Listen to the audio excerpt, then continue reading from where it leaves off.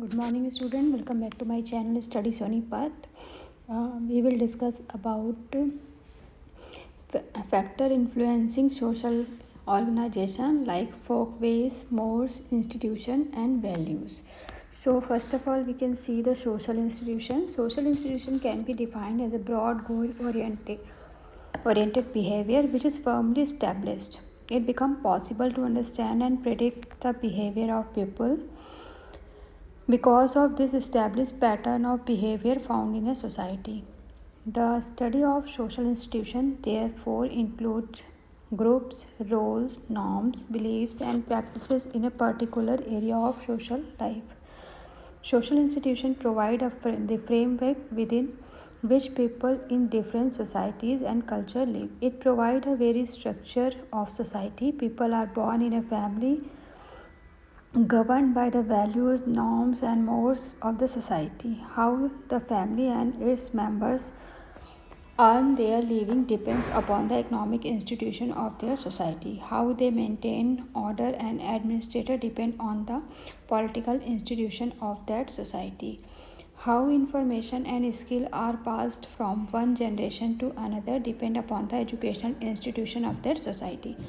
Finally, the people explain their existence in society from where they have come before birth and where they will go after that. That is, the religious experience is established by the religious institution. Thus, all social institutions in a given society are interrelated. Family as an institution form the pivot around which all other social institutions move as it provides the individual member of the society.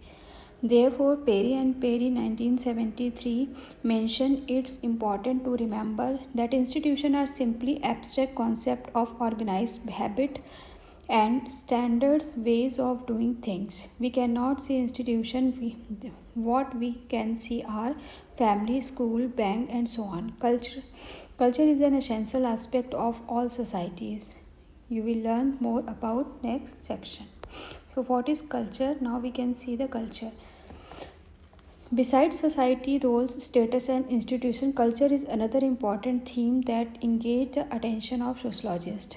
Ordinarily, even those who are not at all familiar with sociology are familiar with the word culture. In our daily life, we may describe some people as very cultured.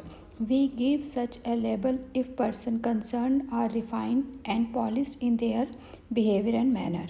But sociologists do not use the term culture in this sense. They have their own special understanding of it. In sociological terms, culture can be defined as the total sum of human activities which are learned. It is passed on from generation to generation through membership of the particular society.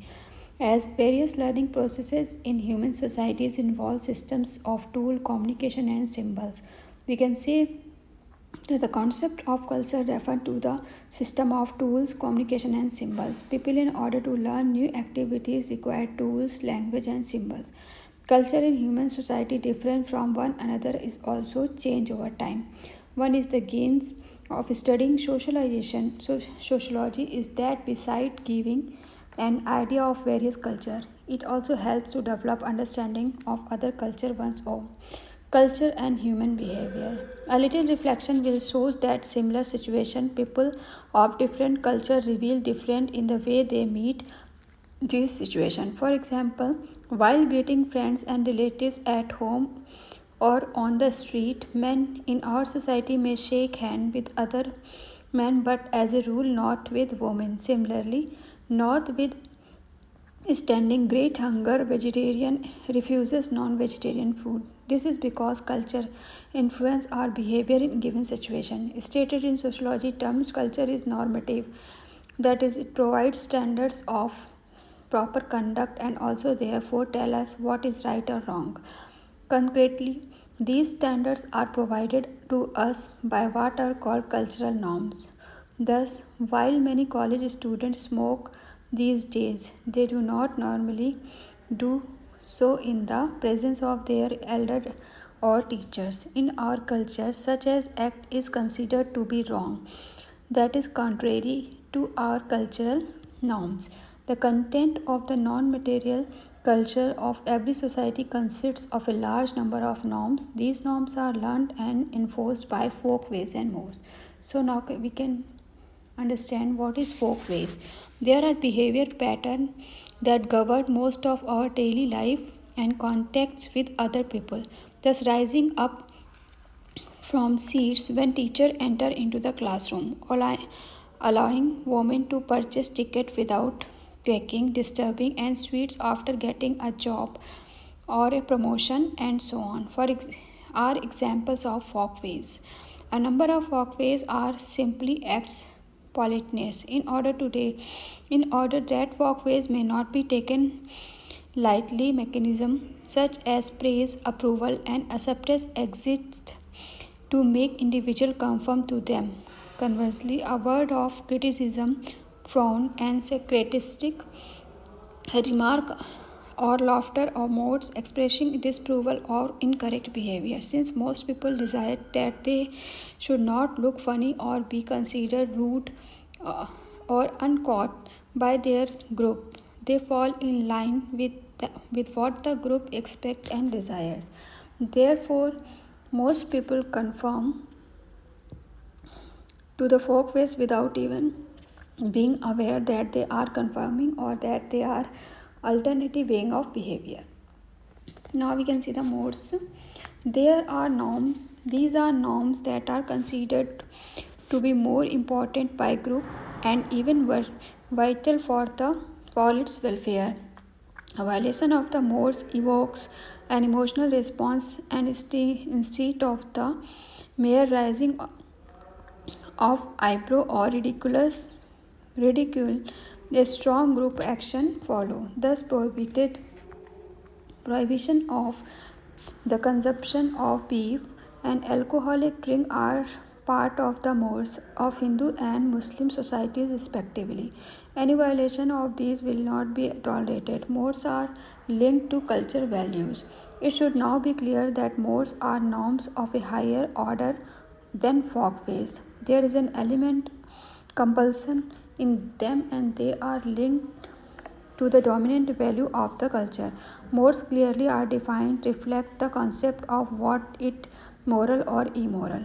This is seen from the fact of modes are generally expressed in terms of must behavior. For example, all married men and women must remain faithful to their spouse and must observe sexual or negatively in terms of must not behavior. For example, women should not expose their bodies.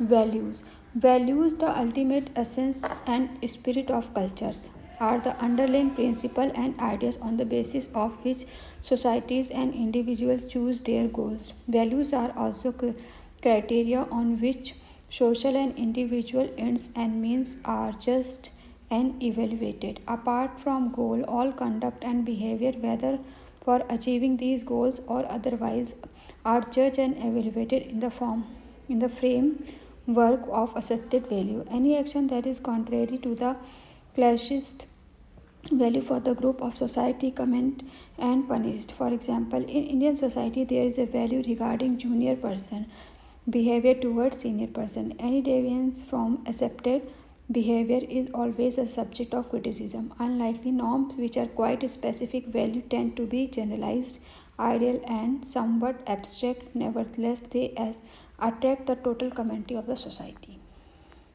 So these are some short terms which is related to our unit 1 folkways, mores, institution and values factor influence social organization.